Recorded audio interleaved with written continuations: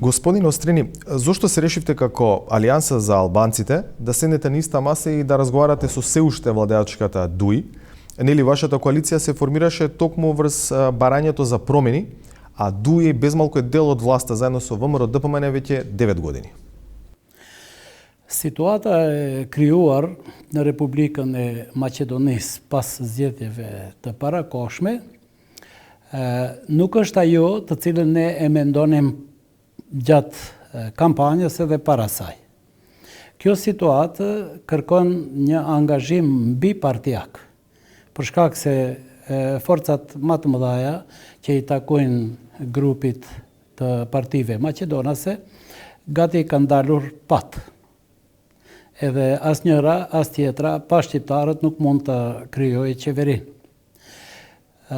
Partitë shqiptare, në qoftë se me të vërtet kanë për qëllim realizimin e lirive dhe të drejtave të shqiptarëve, atëherë ky është rasti i cili duhet të shfrytëzohet për të qenë së bashku edhe për të realizuar programet ose platformat që ne i kishim si platforma zgjedhore, detyrat tona, edhe pa tjetër që është mëse e nevojshme të ndihmojmë të krijohet shumicë parlamentare, normalisht e cila do të pranojë që të realizojë kërkesat e shqiptarëve, të cilat nuk janë vetëm kërkesa që janë parashtruar vetëm këtë vit, po ato kërkesa janë me shumë vite më parë.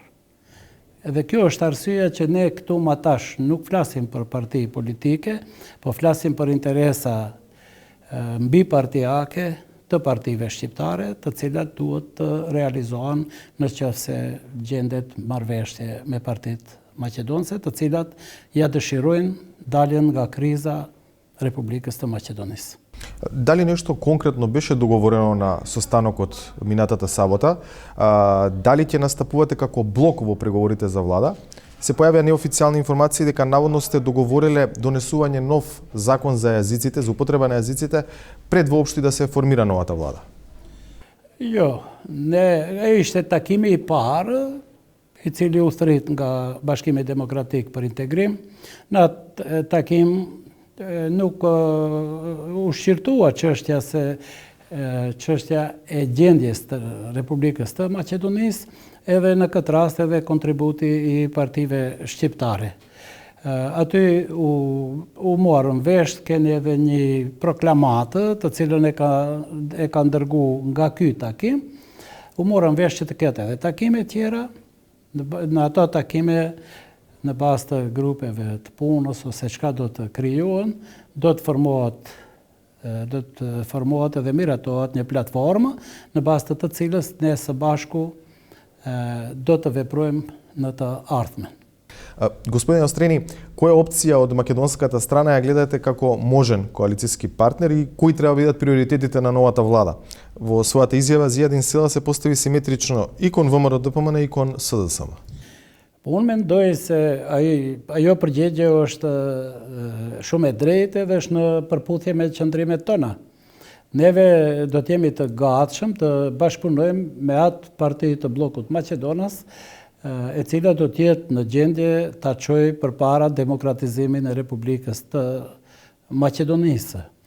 Edhe është normale që do t'i marrim parasysh të gjitha gjendjet e krijuara, edhe sjelljen e partive maqedonase, qëndrimet e tyre ndaj shqiptarëve. Реално, дали може ВМРО ДПМН да биде опција, имајќи во предвид дека 10 години е на власт и секако попоследните антизападни пораки кои што ги упати оваа партија? Po unë thash, ne do të kemi parasysh të gjitha këto elemente dhe do të mundohemi me të vërtet të jemi në qeveri. Nuk besoj se do jemi, po dikush prej nesh do jetë. Besoj se do të vendosim ashtu si që është më mirë për Republikën e Maqedonisë, për politikën e saj të brendshme, edhe për politikën e jashtme, për të respektuar miqtë tanë të Bashkisë Ndërkombëtare. Благодарам многу. Molla.